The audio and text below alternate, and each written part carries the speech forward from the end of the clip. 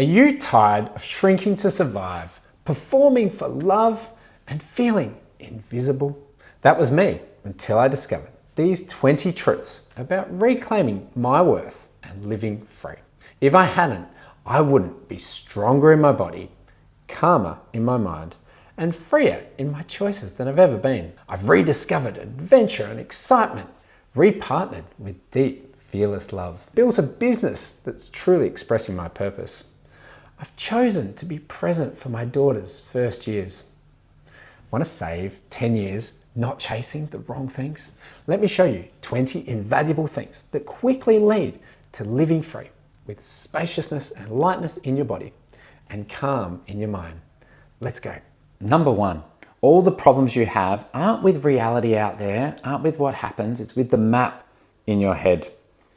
Things happen in our life that we don't expect, events, but it's the meaning in our mind that upsets us. It's the emotional energy that we feel in our body, our thoughts about that, how that influences our physiology, and then how that plays out in more thoughts. Previous expectations inform our map. We delete, we distort, we generalize what's out there in our map. Don't keep blaming what's out there for what you think and feel.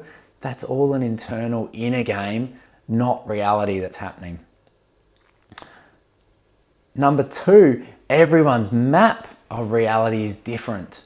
If we assume that someone else's map, how they make meaning, is the same as ours, we're destined for pain and struggling in relationship. Understanding that everyone's map is different, as informed by their past, will transform how you view others and your relationships. Number 3, humans judge themselves on their intentions, but judge others on their actions. We assume when we see an action of someone else that they have the same intentions that we would have if we played out that action. But in reality, if you actually check in, and I've done this since discovering this, checked in on another's intention when they share something or they say something, and you'll be very surprised that 90% of the time their intention is very different to your own. Check in on their intention and you'll discover a deeper level of meaning and understanding about that other person. Number 4, you are not your behaviors. Dislike behaviors you see in yourself and others, but don't dislike the person. And it's easy to label someone as an angry person or a sad person, but it's their behaviors, it's how they're expressing that you're seeing. That expression informed by that map that they have in their mind. Truly see that behaviors are not the person, and you'll find a new love and appreciation for yourself and others for showing up, for being with you, for expressing themselves as best they can in the moment. Number 5, all problems can be solved by considering it from a different perspective. And here's a slide of the 4 perspectives. Of the upper left, individual subjective, what do you think, what do you believe? The lower left, collective subjective, what are the cultural norms and beliefs and agreements that we share? Upper right, what's the individual objective? Actions you can see, things you can hear, what is actually physically going on? Lower right, when you step back and look at the broader objective, collective elements of process, of environment. That's what those 4 different perspectives. We're all stuck in a native perspective too often. And if we hold ourselves in that perspective, that's what's created the problem. And trying to solve the problem from that perspective, you're likely not going to get very far. I've discovered through moving out of my native first person, upper left perspective, moving to either an objective, upper right perspective, or the lower left, to see someone else's perspective and hear their thoughts and beliefs and intentions that they have around different actions. Or look at the broader, the systemic, the environment, looking long-term at what we're going to see and hear, really transforms any problem. The power becomes if you can see and hold all 4 perspectives and see that none of them are true on their own. They all have a partial truth. Collectively, they give you so much more information, so much more choice, and so much more flexibility in the moment to decide how you respond, how you relate, how you show up. Number 6, we keep using patterns we learnt as a child, even though they're no longer serving us. So many of our habits, our automated responses, were formed in our childhood between the ages of 3 and 7, when our identity was forming, when our superego was forming. The thing is, the clothes and the shoes that you wore as a 7-year-old no longer fit you today. And we've let them go. We've moved on from them. But we haven't moved on from a lot of these beliefs, a lot of these habits, a lot of the things we pay attention to, the things that inform how we make our map in our mind, what we delete, what we distort, and what we generalize in the world around us. And until we see them, until we shift them, we keep, at times, playing out like we're a 7-year-old, showing up in the same way, thinking those same patterns and habits will be what will serve us today. Through unpacking, for me, what did I learn back then? What am I still thinking about now in the same way and imagining the same future outcomes if I do or don't behave in a certain way? By shifting those, I've had absolute transformative shifts in my thoughts and how I show up. Number 7, focusing on your reactions, the behaviors that you have, without focusing on your meaning making, your map, and your language that you create in mind, won't result in lasting change. For years, all my coaches and any soft skill training I did really much focus on behaviors and my reactions and managing those and giving myself space in the moment. But it was only when I discovered my meaning making, my habitual patterns that I was applying, my perspectives that I was bringing, only once I discovered these and started getting flexibility in them, started disconfirming old beliefs. When I started doing that, that's when the behaviors followed. From that one, number 8, beliefs can be changed crazily fast.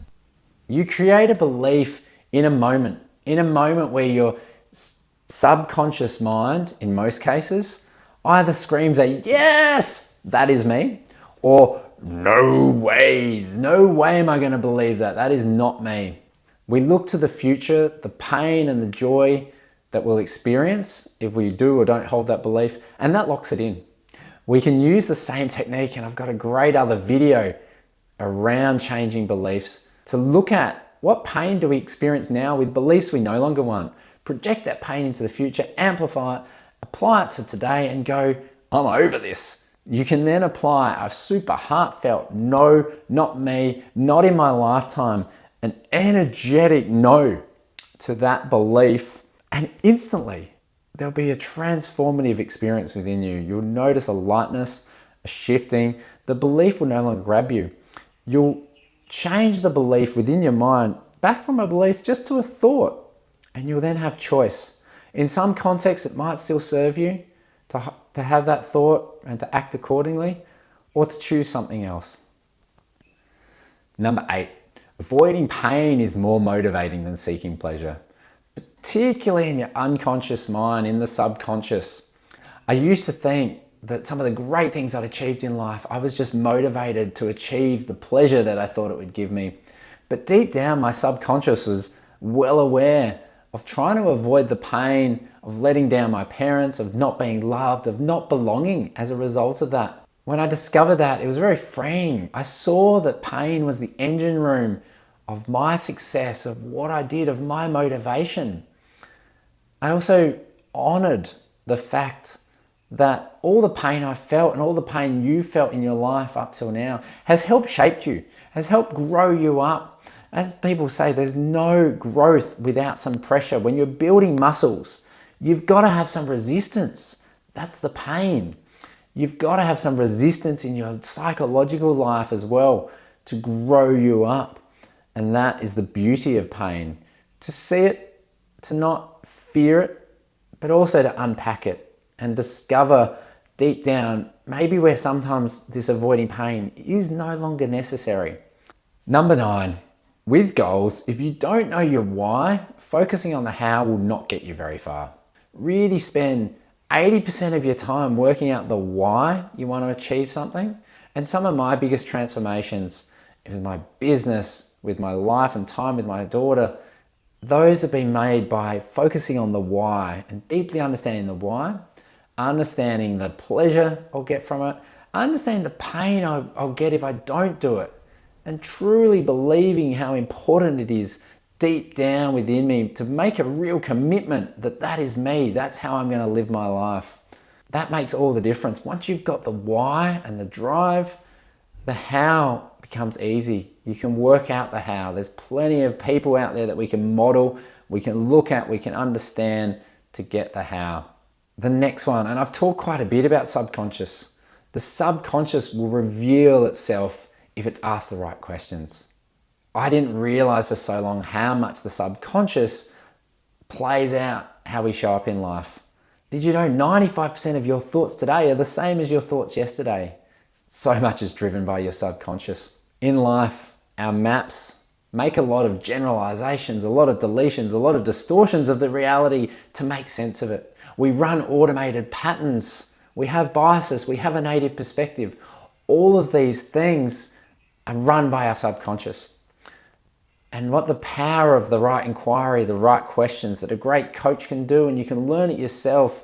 NLP, neuro-linguistic programming, really embraces understanding this and recovering deletions, distortions, generalization, taking a different perspective, and your subconscious will give the answers to what's hidden behind the assumptions, behind the generalizations, behind the biases. You can then make a conscious choice to shift that.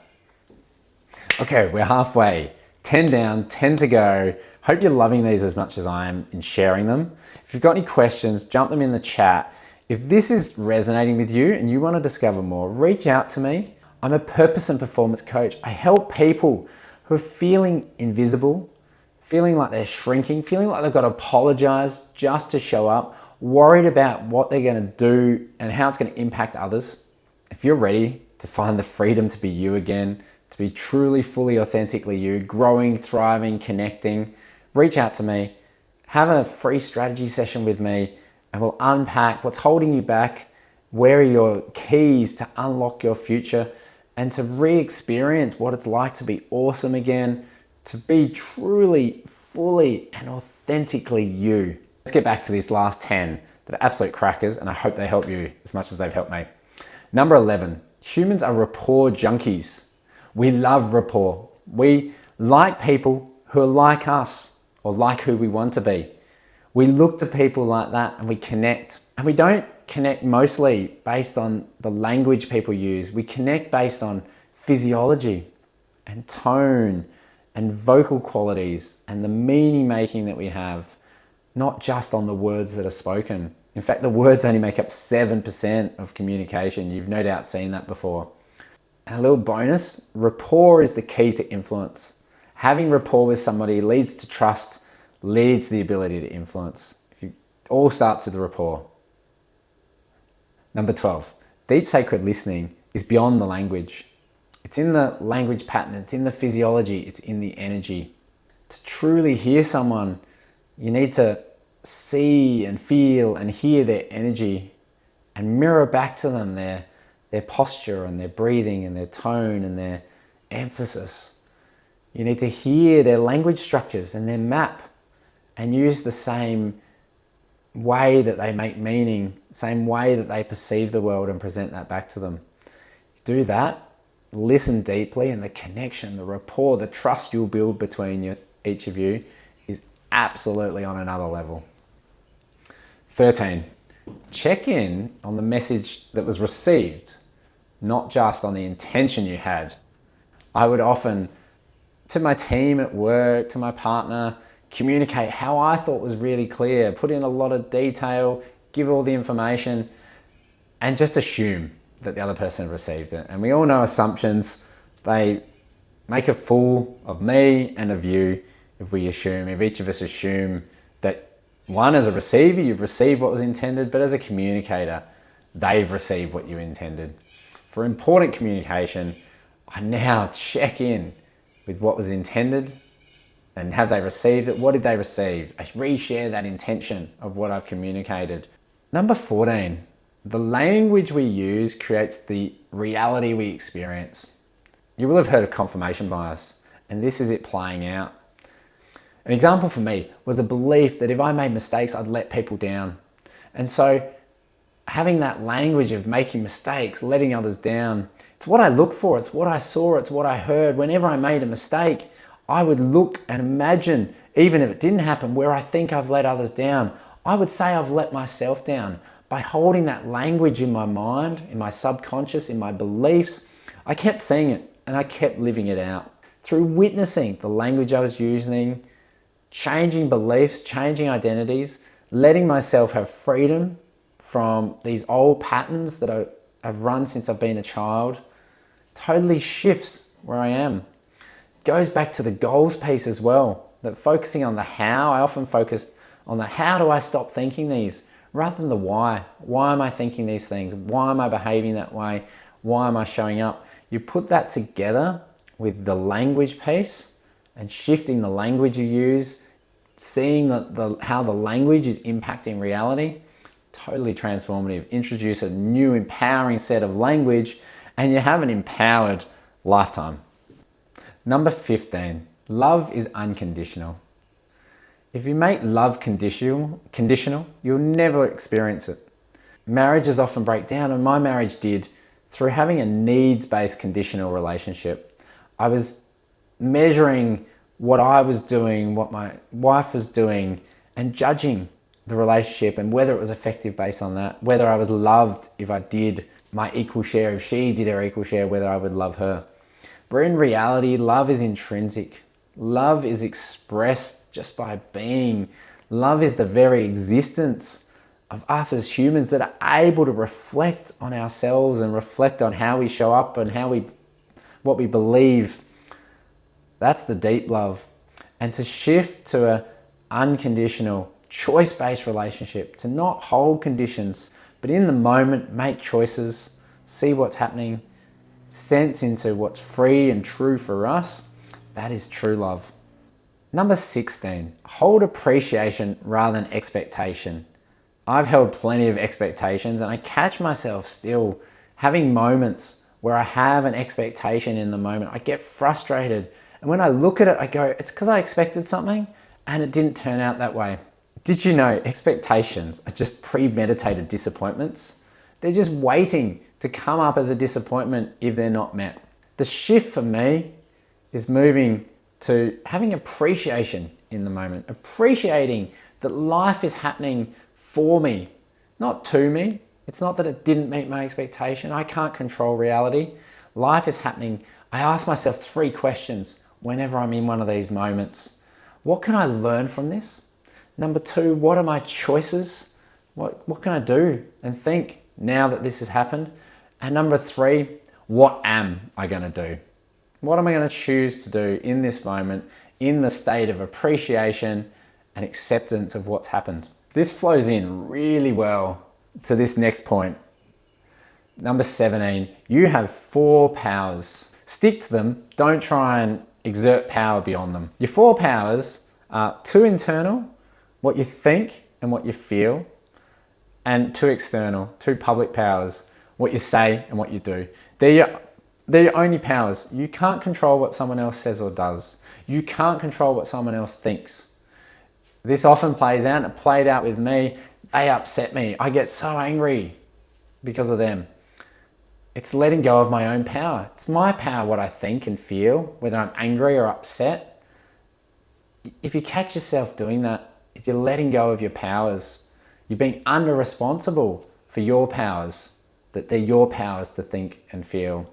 And likewise, if you're worried about what you say because what someone else will think, you're being over-responsible. And get it, it's natural. I did plenty of over-responsibility and under-responsibility. They actually go together, these two. To move to a healthy responsibility, to hear someone's upset or frustrated or angry as their perspective, not owning it as your own perspective, not taking that perspective, that subjective view, and seeing it as an objective reality, being able to see it for what it is, to get objective to their subjectivity, super empowering. To get objective to your own subjectivity and your own beliefs and thoughts really transforms your choices and what you choose to do and act in your public powers. This one brings things together a bit. Number 18, energy flows where your focus goes as governed by your intention.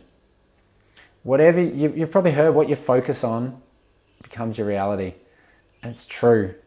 What you focus on, what you believe, what you look for, what language you use becomes your reality. If you're focusing on where you're going to disappoint someone like I have in the past, I disappoint people.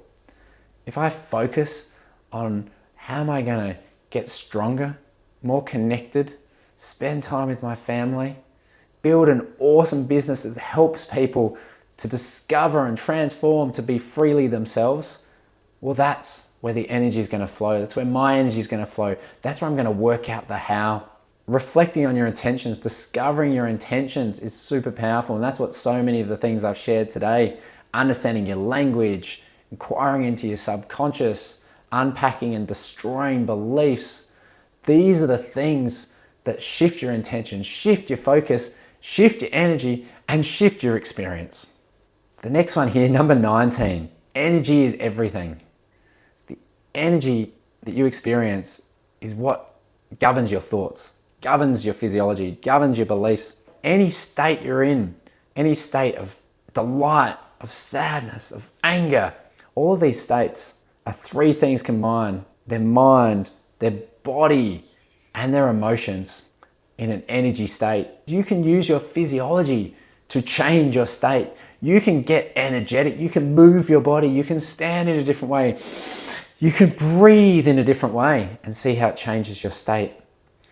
Too often, I would just focus on my thoughts, my responses, and get quite judgmental on myself and probably let my physiology get down, and I'd sit a bit like this and wouldn't breathe properly, and oh, I'm so tired, this exhausts me. Use this language, and my mind, body is just bringing the energy down, down, down. Your choice, if you're feeling stuck, and you will have heard take a deep breath, but it's bigger than that.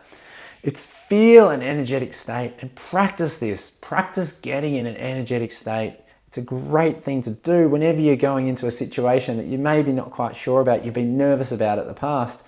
Find the energy through your physiology, through your breath. Take those breaks and let it transform your life. And number 20, the one I'll leave you on, knowledge and talent are overrated and practice is underrated. That I've shared a lot of things about knowledge. I've shared what's transformed my life. I've achieved great things in my life, and I'm sure you have too, else you wouldn't be watching this. But they weren't achieved based on just on the knowledge and just on the talent that you had. In fact, so many people achieve amazing things and they don't seem to have talent to start with. I love the quote of, you've got to suck at it to begin with. When you start something, you'll suck. Great example. My daughter, 1.5 years old, she's learning to ride a scooter. And she's seen a scooter, she's got knowledge, she's witnessed other people doing it and goes, Goot, I want to do that. A week ago, she could barely move it. She got on it, she'd sort of hardly step. A day later, she was stepping, but the steering was going all off. A couple of days later, she'd started to work out steering. Another day later, she'd got steering and she'd go from one side of the path to the other, still veer off occasionally. She'd make mistakes, she'd practice. And within a week, at 18 months old, she's able to ride the scooter at quite a pace. She's getting up pace. I've got to run along next to her because she occasionally still does hit the wall or run off the path. But it's the practice that makes the difference. And with anything that you see someone else has achieved or does and you want to do, build up that why, like I said before, get the knowledge of how, but you'll only achieve it through practice. So with that, with my 20 lessons, take what resonates with you, throw away the rest, try them on. Don't just believe them. Try them on, see if they work, practice them, keep practicing them so that you can be truly, fully and authentically you. You can grow, you can thrive, you can connect simply now.